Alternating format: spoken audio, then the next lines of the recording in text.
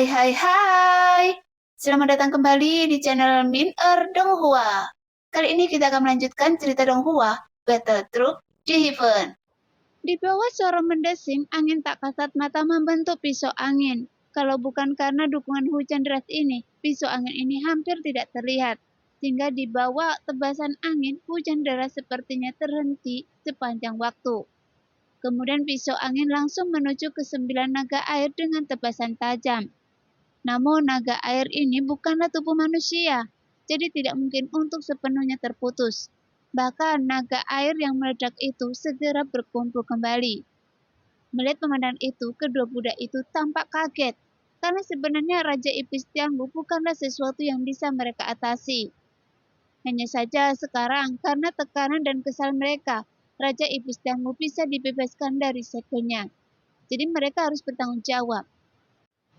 Alangkah baiknya jika dibiarkan begitu saja. Mengapa kita harus memprovokasinya?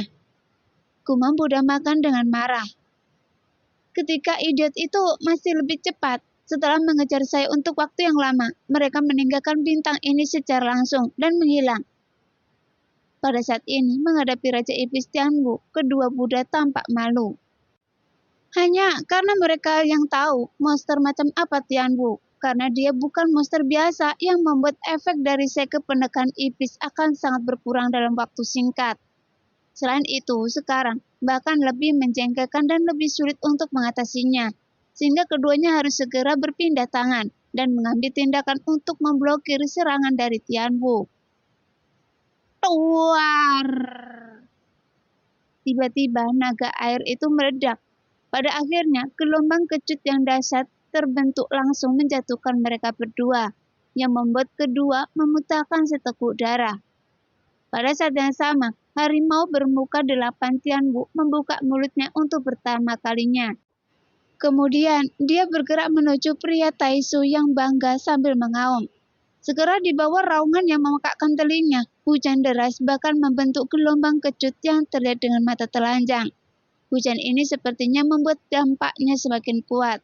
Bahkan tetesan air hujan yang semula lembut, sekarang mengandung kekuatan yang luar biasa. Dan mereka semua bergegas menuju pria Taisu itu. Jangan berpikir karena saya tidak ingin bertarung dengan Anda dan tidak ingin berpartisipasi dalam perang ini. Bukan berarti Raja Iblis ini mudah ditindas. Mendengar raungan marah Tianwu, ekspresi pria itu tiba-tiba berubah. Bahkan ekspresi bangga di wajahnya menghilang dan berubah menjadi serius. Kemudian dia mengangkat lengannya dan gelombang dingin angin tiba-tiba muncul di depannya. Di bawah lapisan dinding angin sangat besar, tampaknya hal itu dapat memblokir semua serangan Tianwu. Namun kenyataannya, kekuatan Tianwu jauh melebihi imajinasi pria itu, sehingga dalam sekejap serangannya menembus dinding angin dan langsung mengenai pria itu dengan keras, yang menyebabkan sosok pria itu mundur terus-menerus dan memuntahkan seteguk darah. Ini adalah peringatan dari Raja Iblis. Jika Anda mendorong lebih jauh lagi, saya tidak keberatan memakan kalian semua. Tianwu berkata dengan dingin. Sepertinya karena dia baru saja lepas dari segel, dia tidak mau mengambil tindakan sampai sekarang. Tapi setelah dia merasa kesal, akhirnya dia memilih melakukan tindakan intimidasi. Kekuatan yang sangat kuat, setidaknya dia adalah orang kuat di tingkat keempat keabadian dewa. Jika kita bisa memenangkannya untuk Taisu saya, maka kekuatan tempur Taisu pasti akan lebih dahsyat lagi. Pikir pria itu dalam hatinya. Apa yang Anda inginkan? Meskipun saya terlalu lemah, tapi saya bisa memuaskan Anda selama Anda bisa bertarung demi Taisu. Namun saya, Suruyu, dan saya adalah yang mulia dari Taisu. Jika Raja Iblis ini bersedia bergabung, maka Taisu saya akan memperlakukan Anda sebagai tamu terhormat dan akan memenuhi semua kebutuhan Raja Iblis. Pria Taisu yang bernama Suruyu berbicara pelan, namun alasan mengapa dia sangat bangga karena dia memiliki hubungan yang tak terelakkan di antara identitas yang mulia Taisu.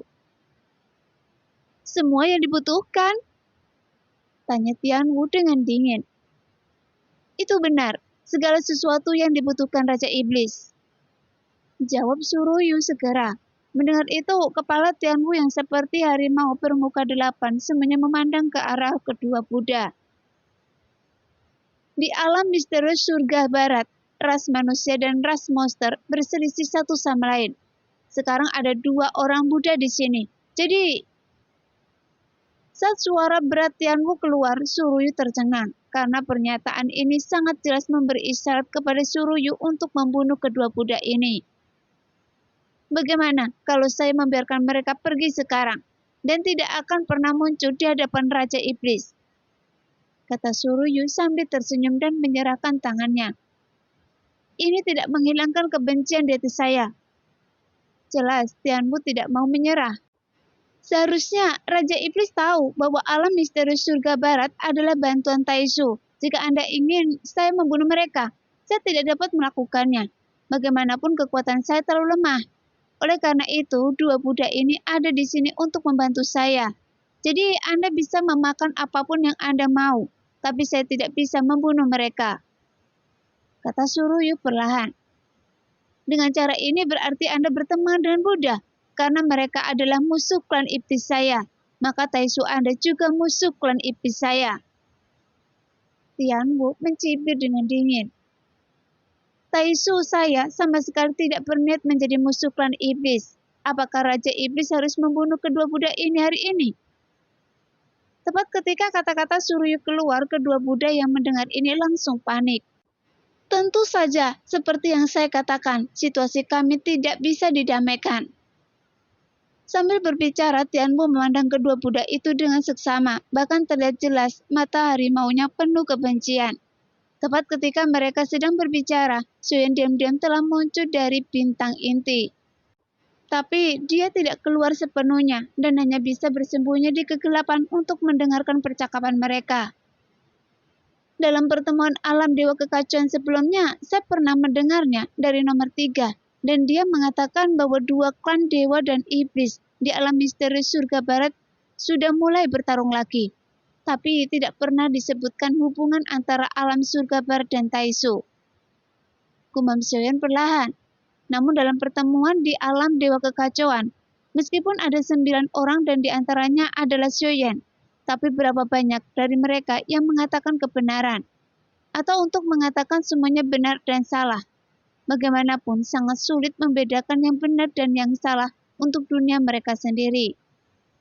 Dan di antara mereka tidak ada yang akan menceritakan semua situasi dunia mereka sendiri, termasuk Xuyan. Karena setiap detail dunia siapapun tidak akan mudah diberitahukan kepada siapapun. Bagaimanapun, ini tentang keselangsungan hidup dunia.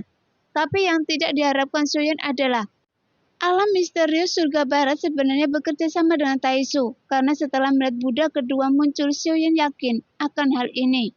Meskipun alam misterius surga barat mendefinisikan sebagai berpartisipasi di dalamnya, tapi yang belum bisa dipastikan adalah apa yang mereka inginkan.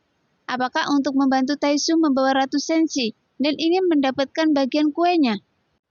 Jika itu masalahnya, maka musuh Senshi bukan lagi hanya Taisu, tetapi alam misterius surga barat juga merupakan musuh yang sama.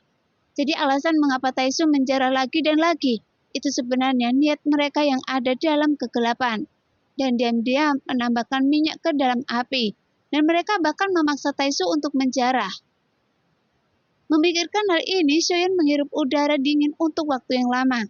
Karena kompleksitas masalahnya itu telah melampaui tingkat pemahamannya saat ini. Meskipun perang dunia tampak di permukaan dan terlihat ini adalah masalah penjaraan sumber daya, namun hal ini seharusnya tidak sesederhana itu. Adapun alasan sebenarnya, Xuyan tidak bisa menebak. Dan dia juga tidak bisa memahaminya. Karena dari pertanyaan dari jawaban ini, mungkin hanya bisa ditemukan pertemuan alam Dewa Kekacauan. Tapi yang pasti, Xuyan tidak perlu mencari jiwa mereka untuk mencari informasi. Karena itu sudah bisa ditentukan bahwa alam misteri surga barat harus terlibat dalam perang ini. Namun, menghadapi invasi dari dunia secara bersamaan mungkin tidak akan mudah. Jadi tidak mengherankan jika Ratu sangat berhati-hati dalam masalah ini. Sepertinya Ku Jongseng juga telah memperhitungkan bahwa pertempuran kali ini Senshi mungkin akan dikalahkan. Oleh karena itu, dia memilih untuk reinkarnasi, sehingga dia bisa mengubah sebab dan akibat. Sambil berpikir, Shoyan terus menonton apa yang akan terjadi pada akhirnya. Akankah yang mulia dari Taisu akan benar-benar membunuh kedua budak itu untuk memenangkan Raja Iblis Tianwu? Pada saat ini, ekspresi malu muncul di wajah Suruyu. Sepertinya dia benar-benar ingin membunuh kedua budak ini. Dia bahkan mengedipkan mata pada dua orang di sampingnya. Namun dua orang di sebelahnya menggelengkan kepala untuk menghentikannya. Yang mulia, sebaiknya Anda tidak membunuh mereka, meskipun Anda juga ingin memenangkan hati raja ini. Meskipun Tianwu bisa menjadi iblis yang hebat karena keberadaan yang kekal, jadi kekuatannya tidak perlu dikatakan lagi. Meskipun kekuatan kedua budak ini jauh lebih lemah dari Raja Iblis Tianwu. Tapi mereka juga tidak bodoh, karena jika dua budak dibunuh dan Tianwu menarik kembali kata-katanya, maka mereka hanya akan menyinggung alam misterius surga barat. Jadi bahkan jika dia adalah yang mulia dari Taisu, mungkin Taisu akan sulit untuk menyelamatkan hidupnya. Meskipun Anda memiliki kekuatan yang kuat dan sekarang kekuatan saya masih terlalu lemah, tapi ada ratusan cara untuk menekan Anda. Meskipun saya tidak ingin bermusuhan dengan Anda, tapi saya juga tidak bisa membiarkan Anda pergi. Nah, demikianlah cerita hari ini. Terima kasih yang sudah menonton video Min Earth sampai selesai. Sampai jumpa di video selanjutnya. Bye-bye.